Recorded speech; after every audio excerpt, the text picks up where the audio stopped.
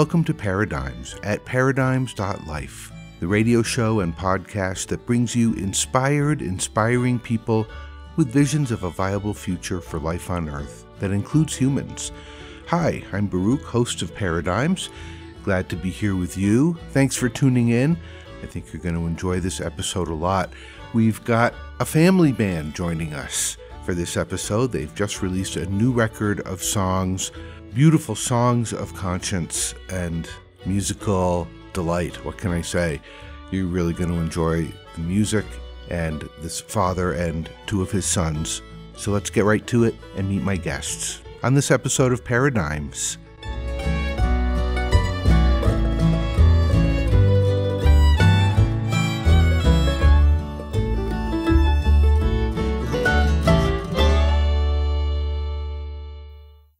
Terry family, Jim, Clark, Graham, welcome to Paradigms. Hello. Thank you. Hello. Thank you for hosting us. Oh, I'm really glad to talk with you. I have been listening to your record, Hometown Tragedies, which, just for listeners, is actually got some up stuff in it too. It's not just tragedies, but it's beautiful. And it's a piece of beauty and conscience that I think is really worth talking about and hopefully getting people to listen to. So Jim, you are the dad, and Graham and Clark, you are Jim's sons. How long have you all been playing music together? I'd love to learn a little bit about the Terry family before we talk about the record. Go for it, Dad. Yeah, that started very early in the lives of these children. I have an older son too, James, who's part of this group when the stars align, and he lives in Atlanta. And it started by giving James a violin, a little 1/16 size violin when he was 3. And then he started taking lessons, learning how to play by ear because he couldn't read. And then Clark came along, and then Graham came along, and they did the same thing. And that started a sort of the river that runs through it in our family of music. And of course, they had classical music exposure during their school years. And but then during the summers, we let our hair hang down, so to speak, and I pulled out my guitar and we played a lot of folk music and listened to all kinds of music. I mean, throughout their entire lives, and then during the course of all of that, they expanded their musical horizons for into various different directions, and then studied music at their universities. I took them to a summer camp called the Lair of the Bear Summer Camp that's associated with the University of California. It's a family camp, and they have a pretty strong music thing going there. I was the music director there when I was going to UC Berkeley, and each of these guys, all 3 of them, were music directors when they went to their universities at the same summer camp. But anyway, when we were there, they performed at an event called a Hootenanny, and they did that many times. And our go-to song was "Dead Skunk in the Middle of the Road," and so anyway, that's sort of the story in a nutshell.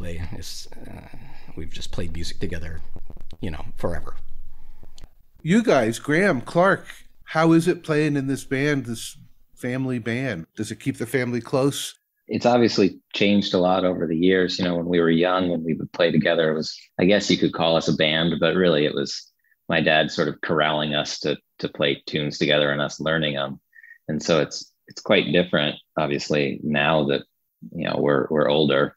But, in general, we've sort of figured out our roles within the band.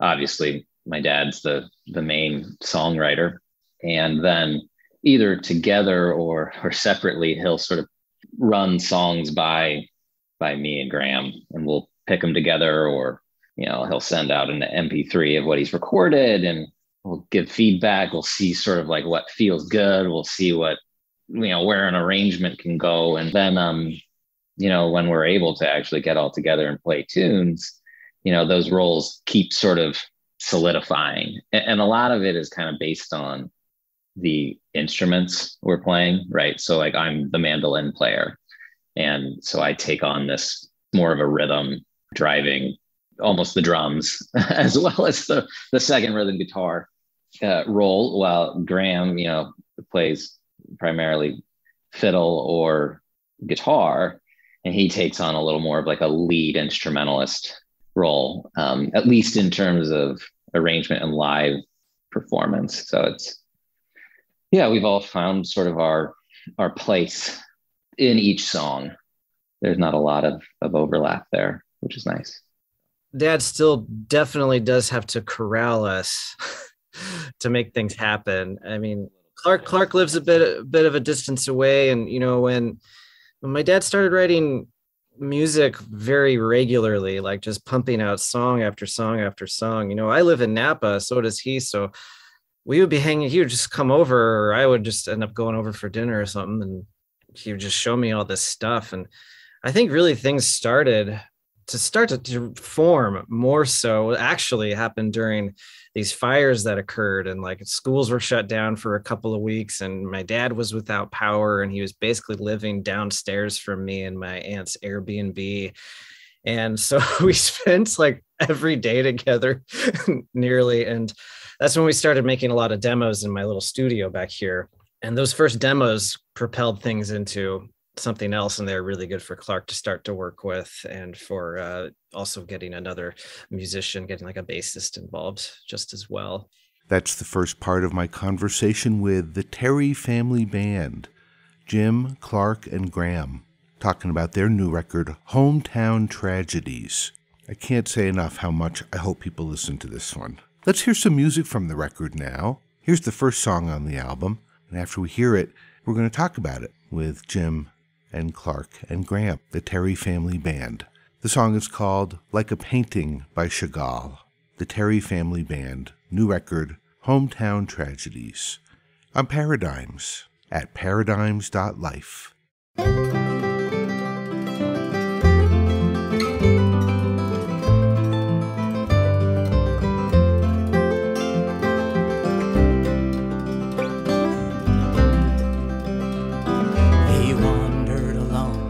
On the streets of the town, and stood on the banks of the ancient canal.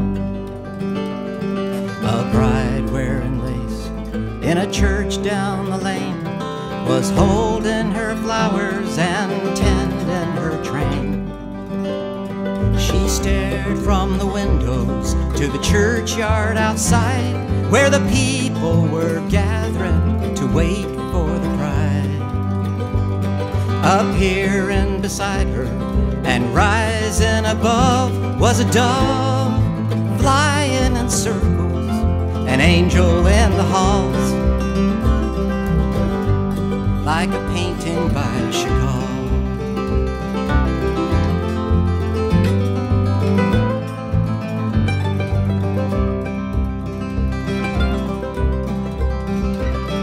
He ran through the churchyard with no time to spare. He hid in the chapel and sat in a chair. The old man came in with his beads and his rose. It's time to begin, so change into your clothes. He stood on the altar and watched as his bride took her place next to him, and they started to cry. Their hands joined together, and rising above was a dove flying in circles, an angel in the halls, like a painting by Chagall, like a painting by Chagall.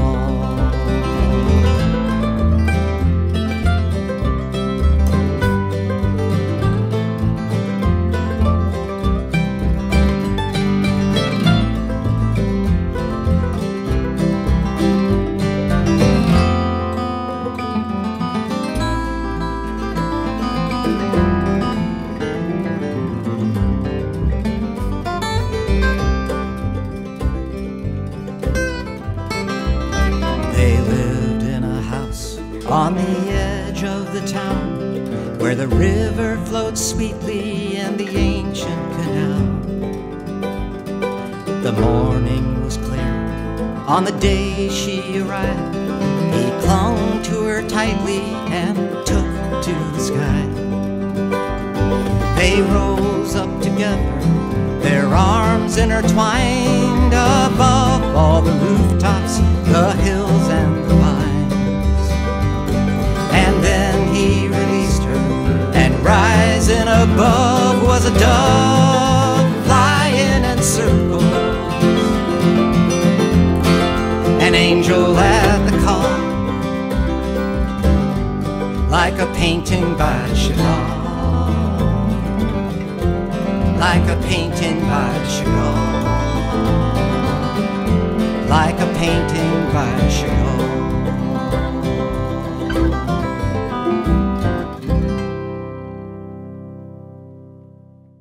Like a Painting by Chagall. That's the Terry Family Band from their new record, Hometown Tragedies. And we're going to hear a bit about that song right now. Let's get back to my conversation with Jim and Graham and Clark. This record, Hometown Tragedies, I mean, this is a dozen songs. Each one is very pointedly about an event. Most of these are about events that we're all aware of. They're big events. They're things that have happened in our country that affect our culture, that affect people. The first song on the album is, I think, probably maybe the one most about your own life, Jim, Like a Painting by Chagall. This iteration of the band really is a fairly new thing. It was and really started coming about, as Graham said, in 2016, 2017, when I just started writing music, because I went to a songwriting retreat with Dar Williams in the Hudson Valley, and that's what really kicked everything off. But I think even more importantly, the getting back to Like a Painting by Chagall, that was a song that I wrote after, I mean, it was the first tragedy, and that, you know, there's no accident that that song is number one on the album, the first track, because it, you know, it reflects the loss of my wife and their mother, and I think without that event, you know, I don't think we'd even be talking to you right now. That, at least in my world, I don't think we'd be, I never dreamed in a million years that I would be playing music like this, writing songs like this, or playing music like this with my kids in a million years. I didn't think that would ever happen. And I never even thought about it. But then this major event happened in our lives, and that just propelled us in a whole different direction. It's amazing how these powerfully painful things make us grow sometimes. Hopefully for the better. Yeah, because we all have them at one time or another. We all face losses. Yeah. Well, it's a beautiful song. And just to acknowledge also that the album cover was painted by your wife, and it's a beautiful painting. Right. She had always, thank you. She always wanted to be a painter. And of course, because she was a devoted mom and was also a professional person, never had the time to do that. But after she got this diagnosis, she had ALS, incidentally. After she got that diagnosis, then she picked up her paintbrushes and approached that with a vengeance. And she was very proud of that painting, which is a depiction of our backyard. Baruch, you put your finger on something, and that, you know, first when Clark actually came up with the title for the album of Hometown Tragedies, and here we were in the middle of a pandemic, and everybody is, you know, suffering, and I was really kind of concerned about calling it Hometown Tragedies, because I didn't think anybody would be interested, you know, in the CD with a name like that. But I think it's the right one, and because, you know, tragedies and death are life, and as you said, Baruch, there are lessons to be learned, and good things that come out of these situations, and that's really what the point of the album is. I think that's particularly prevalent with respect to the several songs that I've addressed racial violence, very tragic events, but, you know, reminders to all of us in America and in the world not to forget that these things happened. But I think the idea of tragedy happens in your own hometown. Tragedy happens in your own culture. You know, these songs, some of them, especially the ones about racial injustice, they're about the tragedy that we experience ongoing in our culture of hatred and fear and ignorance. That's the tragedy. Right. You're listening to my conversation with the Terry Family Band on Paradigms from Paradigms.life. that became pretty clear to me after I had performed the song "The Walls Stand On and On," which is about the Emmett Till murder. And after performing it, I've had people come up to me and say, "Hey, thanks for singing that song. I'd never heard that story. I didn't know anything about that," which is, kind of amazing to me in my world, but that's true. And the more we get these stories out, the better off we'll be. Absolutely. There's another song in here I just want to cite, which is "Mercy in the Storm." It's such a powerful song about what happened, Hurricane Katrina, New Orleans, but it focuses on the racial injustice that was and is still manifest in that place, and how that made the effects of the storm worse for people. Right. Yeah, that actually, the first half of the song is about a storm in Florida, in the Lake Okeechobee storm in 1928. And you may have read the story about it. I think I forwarded it to you, but the inspiration from the song came from a sculpture that I saw in the Hudson Valley at the Storm King Art Center, which was a stack of tambourines 30 to 40 feet high by a sculptor by the name of Allison Janae Hamilton.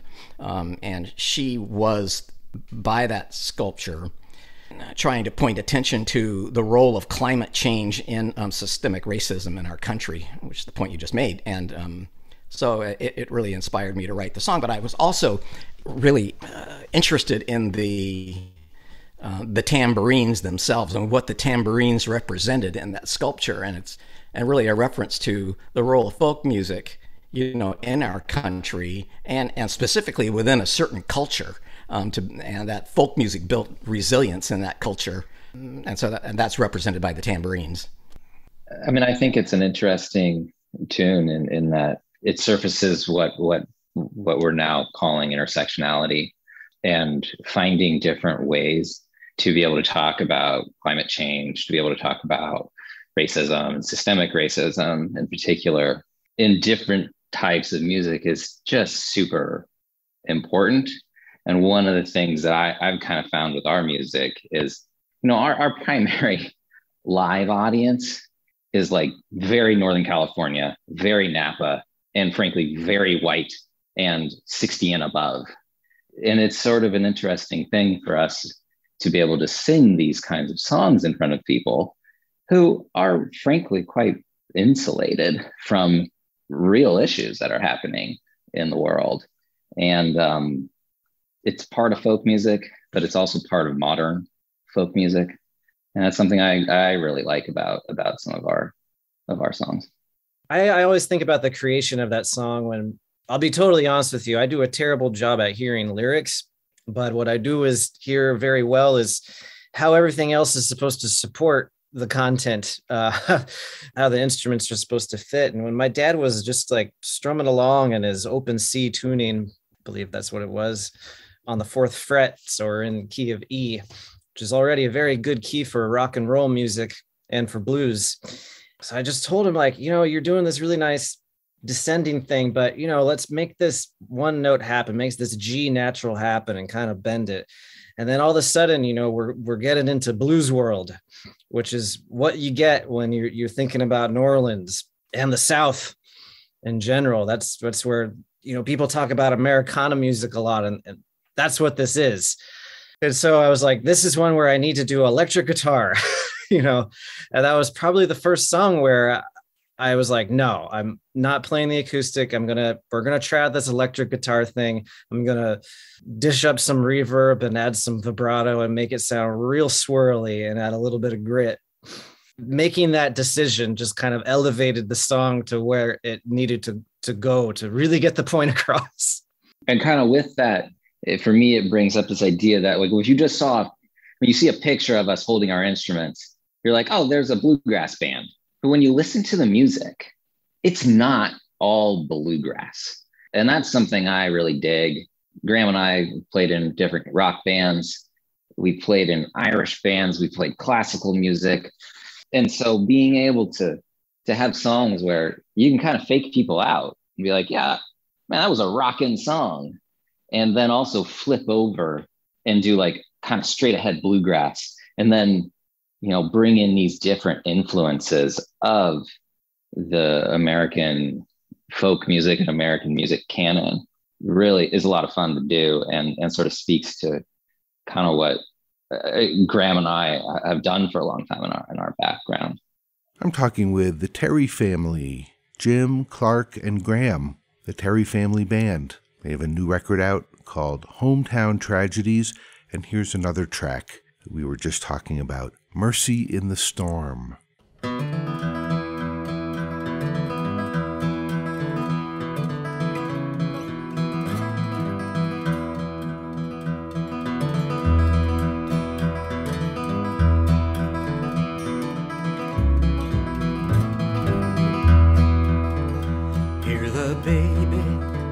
Crying for his mama. Mama's gone, there's panic in the waters of the Glades. There's a black cloud coming like a freight train. Dark as spit, there's terror in the hammer of the rain. The levee walls are bending with a vengeance. The water in Lake Okeechobee's rising high. The tambourines are ringing like a Sunday morning choir, and the people cry mercy in the storm.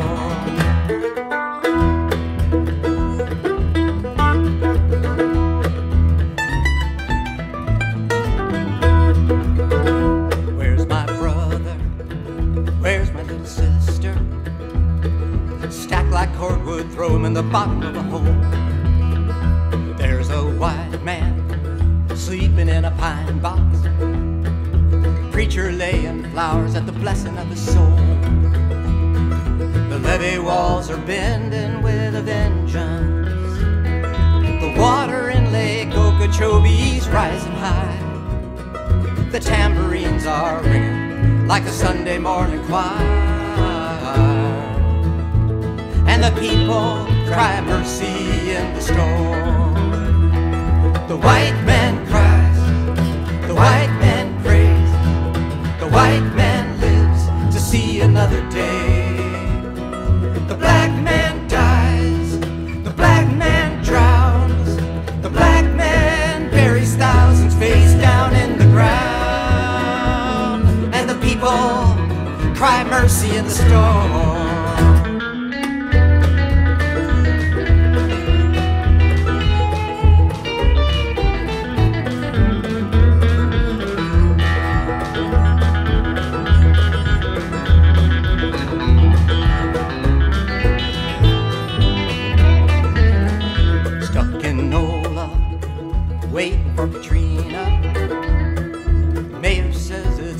We gotta hit the road. In the Ninth Ward, ain't no buses, got no car, got nothing but the mercy of the Lord.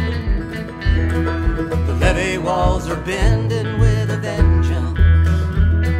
The water in Lake Pontchartrain is rising high. The tambourines are ringing like a Sunday morning choir, and the people cry mercy in the storm. The white man cries, the white man prays, the white man lives to see another day. The black man dies, the black man drowns, the black man buries thousands face down in the ground, and the people cry mercy in the storm.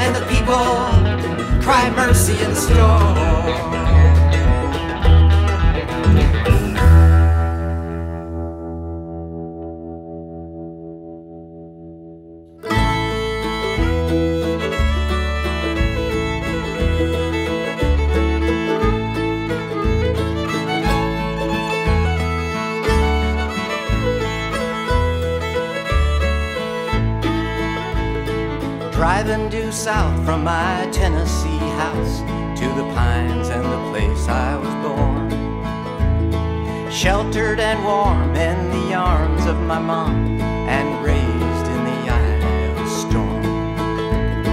Tennessee hardwoods give way to the pines. On the I-65 I rolled down, pines straight and tall like the walls in the halls of my old house in Birmingham town. Red bougainvillea, sweet bloom gardenia, bird song and wind in the pines. Dreams come and go of my Birmingham home and the old house that I left behind.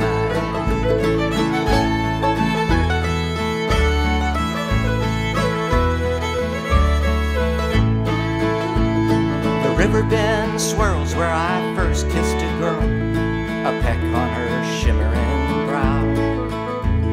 I name all the neighbors who lived on our street, not one of them's living there now. There's the old house, it's been 20 years, new paint and shutters and doors. The trembling leaves of the old maple tree seem to wink like they've seen me before.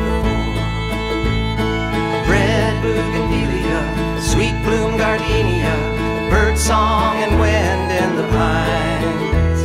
Dreams come and go of my Birmingham home and the old house that I left behind. Restless one night, I woke in a fright.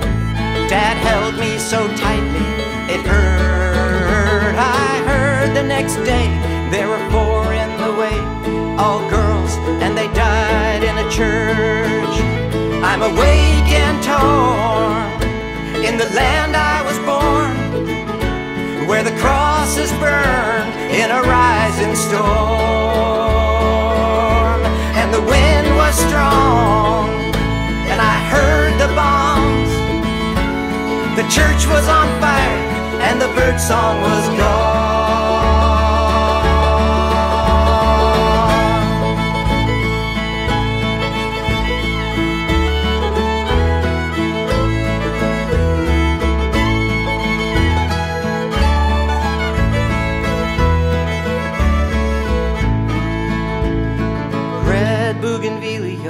Sweet bloom gardenia, bird song and wind in the pines. Dreams come and go of my Birmingham home and the old house that I left behind. Dreams come and go of my Birmingham home and the old house that I left behind. That one's called My Birmingham Home. Before that, we heard Mercy in the Storm. And these are from the new record Hometown Tragedies by the Terry Family Band. You can hear more music from this record and the rest of my conversation with the Terrys in part 2 of this episode of Paradigms. If you like what you're hearing, leave a comment. We'd love to hear from you. This is Paradigms from Paradigms.life.